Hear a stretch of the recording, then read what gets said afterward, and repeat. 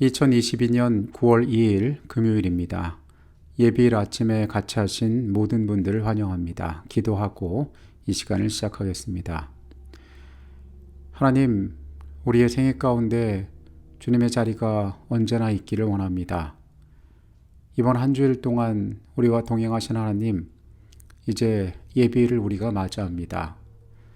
주님, 안식의 평안에 들어갈 때까지 우리의 생애 가운데 같이 계셔서 하나님께서 우리와 동행하셨고 매 순간마다 인도하셨으며 주의 선한 뜻 가운데 우리가 살았음을 아름답게 고백하는 안식일 되도록 이 하루 생애 가운데에도 같이 하여 주시옵소서. 신령한 하늘의 것들을 삶에 품고 살아가기를 원하오니 이 아침에 다시 한번 주의 모습을 우리가 발견하게 하여 주시옵소서. 한 주일 동안 같이 나눈 말씀의 교훈들을 되새기고자 합니다. 주께서 원하시는 것들 삶에 새겨지도록 이 시간 역사하여 주시옵소서. 예수 그리스도 이름으로 기도합니다. 아멘. 평상시에 우리가 잘 사용하지 않다가 꼭 필요한 순간에 보이지 않는 물건들이 있습니다. 사람들에게 자주 눈에 띄진 않지만은 어떠한 순간에는 저 사람은 꼭 우리 가운데 있어야 된다고 인정받는 사람들이 있습니다. 피해를 볼 때 성내지 않고 인내로서 견디는 것. 이번 교과에서 우리는 온유에 대하여 이야기했습니다. 온유와 겸손은 확실히 우리가 사는 세계에서 그렇게 주목받지 못하는 가치들입니다.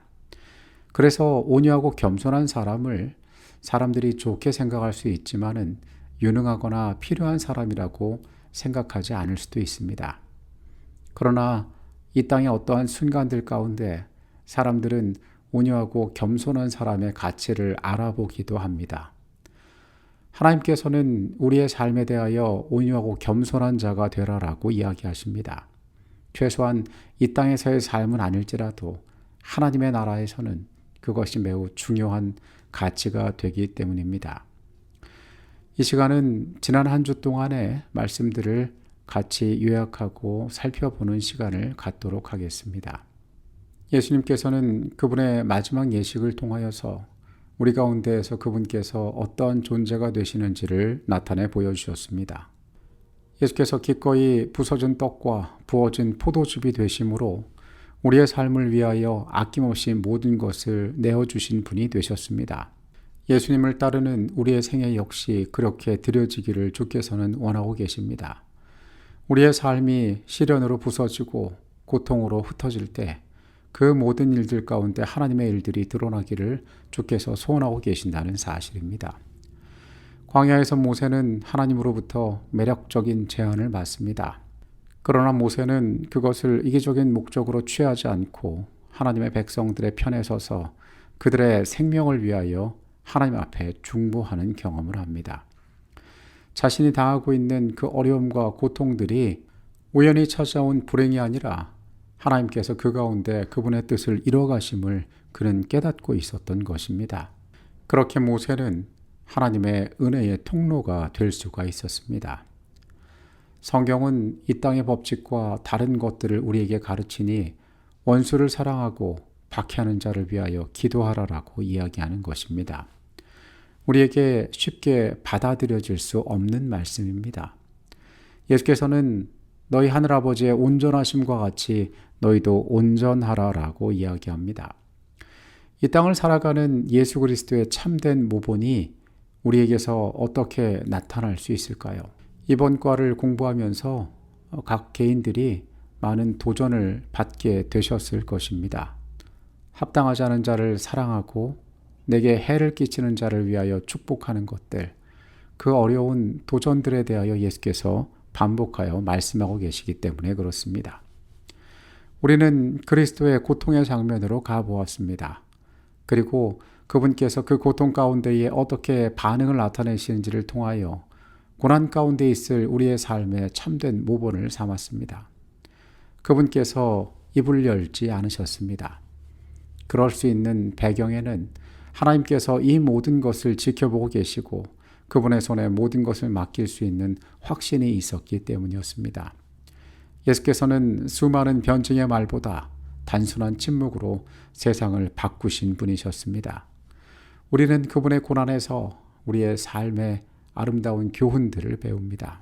하나님은 맹목적으로 그분의 백성들의 고통을 인내하는 모습을 요구하고 계시지는 않으니 우리가 이 모든 고통 가운데 인내하며 하나님의 선한 뜻을 기다리며 침묵할 수 있는 이유는 하나님께서 이 모든 것을 판단하시고 심판하시기 때문입니다. 우리의 눈에는 보이지 않더라도 세상의 모든 것들은 판단되어지고 있습니다. 그것은 하나님의 손에 놓여 있습니다. 하나님께서는 고통당하는 자들의 아픔을 아시며 동시에 악인들의 행위를 낱낱이 알고 계십니다. 그분께서는 이 모든 것을 선악간에 심판하실 것입니다. 이 모든 것을 깨닫고 있는, 알고 있는 하나님의 백성들은 그 가운데 위로를 얻을 수 있습니다. 그들이 온유함과 겸손을 나타낼 수 있습니다. 왜냐하면 하나님께서 이 모든 것들의 주관자가 되시기 때문입니다. 7봉사 453페이지에 있는 말씀입니다. 숙달해야 할 그리스도인 과학, 하늘이 땅보다 높은 것 같이 어떤 인간적 과학보다 훨씬 더 깊고 넓고 높은 과학이 있다. 마음은 연단받고 교육받고 훈련받을 필요가 있다. 왜냐하면 우리는 천성적인 인간의 경향과 일치되지 않는 방면에서 하나님을 위하여 봉사하여야 하기 때문이다. 악으로 기울어지는 선천적 혹은 후천적 성향은 극복되어야 한다. 그리스도의 학교에서 배우는 사람이 되기 위하여 때로는 필생의 교육과 훈련을 버리지 않으면 안 된다. 우리의 마음이 하나님 안에서 확고해지도록 교육받아야 한다. 우리는 유혹을 저항할 수 있도록 생각하는 습관을 형성해야 한다. 우리는 위를 쳐다보는 법을 배워야 한다.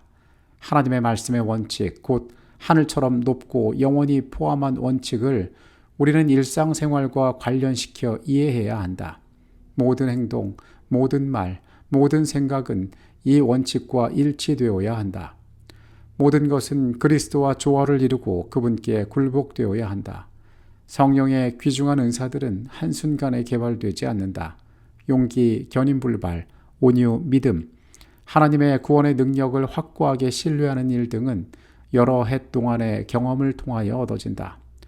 옳은 일을 위하여 거룩한 노력을 기울이고 확고하게 붙드는 생애를 통하여 하나님의 자녀들은 그들의 운명을 결정하게 된다. 우리의 삶에 변화가 필요하다고 교훈하시는 말씀 가운데 우리의 생애는 이 과정을 필생을 통하여 이루어야 할 과업이라고 선지자의 글은 말하고 있습니다. 우리는 낭비할 시간이 없다. 우리는 우리에게 주어진 은혜의 시기가 얼마나 빨리 끝나게 될 것인지 모른다. 가장 오래 살지라도 우리는 이 세상에서 다만 짤막한 일생을 지낼 뿐이다. 그리고 우리는 사망의 화살이 얼마나 빨리 우리의 심장을 꿰뚫을 것인지 알지 못한다. 우리는 얼마나 빨리 세상과 세상에 속한 모든 흥미를 버리라는 부름을 받을지 모른다. 영원히 우리 앞에 펼쳐져 있다. 휘장은 바야흐로 거치어지려 하고 있다. 불과 몇 해만 지나가면 살아있는 모든 사람에게 다음과 같은 명령이 주어질 것이다. 불의를 하는 자는 그대로 불의를 하고 의로운 자는 그대로 의를 행하고 거룩한 자는 그대로 거룩하게 하라. 우리는 준비를 갖추고 있는가? 우리는 하늘의 통치자시오 입법자이신 하나님과 또한 그분께서 당신의 대표자로 세상에 보내신 예수 그리스도를 잘 알고 있는가? 우리의 일생을 마칠 때 우리는 우리의 모분 되시는 그리스도께서 하셨던 것처럼 말할 수 있을 것인가? 선자의 글은 또한 우리에게 많은 시간이 주어지지 않았음을 이야기합니다. 이 땅의 질서와 방법에 익숙한 우리의 삶, 하늘의 것과는 좀처럼 익숙하지 않은 우리의 생애, 우리에게 주어진 시간들이 많지 않음을 이야기합니다. 어느 날 불현듯 우리의 삶의 마지막 순간들이 찾아올 수 있습니다. 우리의 삶의 중요한 결정의 순간이 찾아올 수 있습니다. 영적으로 중요한 질문들에 대하여 대답해야 할 순간이 급히 우리를 찾아올 수 있습니다. 온유한 자는 복이 있다. 우리가 만날 수밖에 없는 어려움들은 그리스도 안에 숨은 온유함으로 말미암아 많이 면할 수 있다. 만일 우리가 우리 주님의 겸비를 가졌다면 날마다 겪는 냉담과 거절과 괴로움을 극복할 것이며 이런 것이 심령에 음울함을 끼치지 못할 것이다. 그리스도인의 고결성에 대한 최고의 증거는 자제이다. 가혹하거나 잔인한 취급을 받을 때 침착하고 신뢰하는 정신을 유지하지 못하는 자는 하나님께서 당신의 완전한 품성을 자기 안에 드러내실 권리를 그분으로부터 빼앗는 것이다. 마음의 겸손은 그리스도를 따르는 자들에게 승리를 주는 능력이다.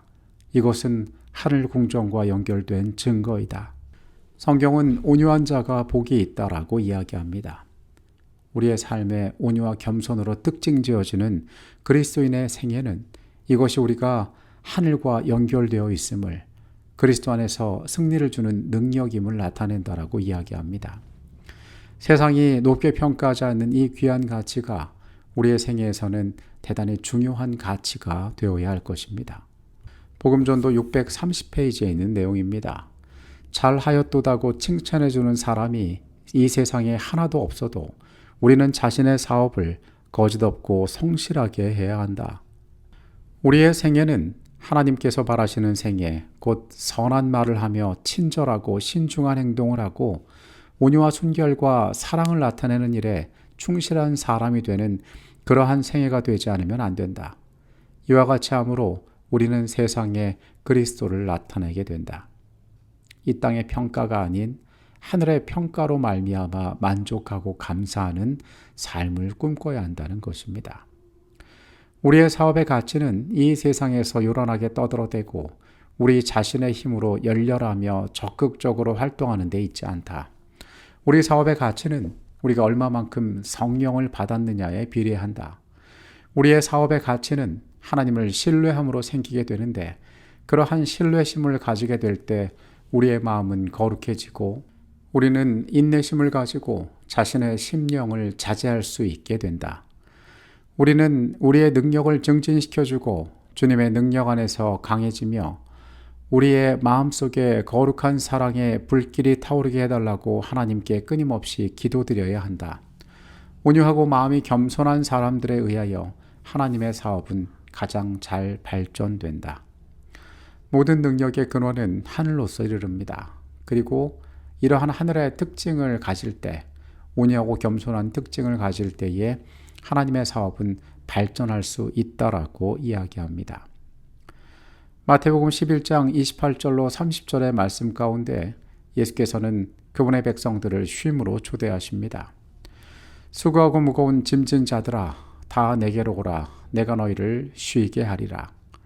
나는 마음이 온유하고 겸손하니 나의 멍에를 메고 내게 배우라.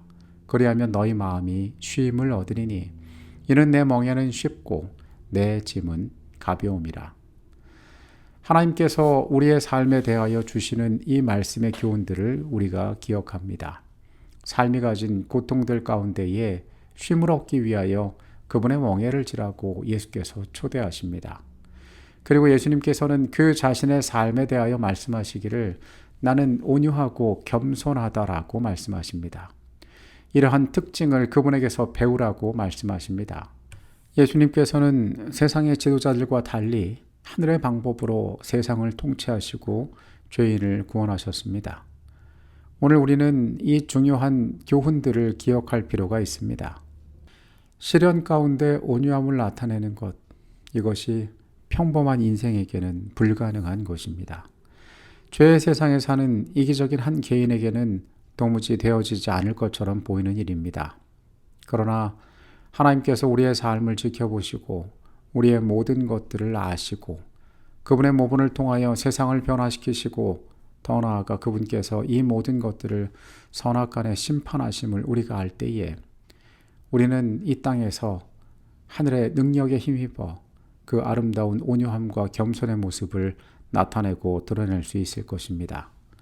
주께서 보여주시는 능력 가운데에 삶의 가장 아름다운 것들로 하나님께서 주신 시간들을 채워가시게 되기를 바라겠습니다. 기도하시겠습니다. 주님, 우리의 삶을 향하여 두신 하나님의 선한 뜻을 우리가 분별하기를 원합니다. 우리에게 당하는 시련과 고통 가운데 하나님의 선한 섭리를 바라보게 하시고 주님이 기뻐하는 모습으로 우리의 삶이 거기에 반응할 수 있는 믿음 또한 허락하여 주시옵소서. 온유하고 겸손한 주를 닮기를 원합니다. 주님, 우리가 그런 주의 백성 되도록 우리에게 합당한 것들 허락하여 주시옵소서. 이 시간들에 함께 계셨음에 감사드립니다. 예수 그리스도 이름으로 기도합니다. 아멘.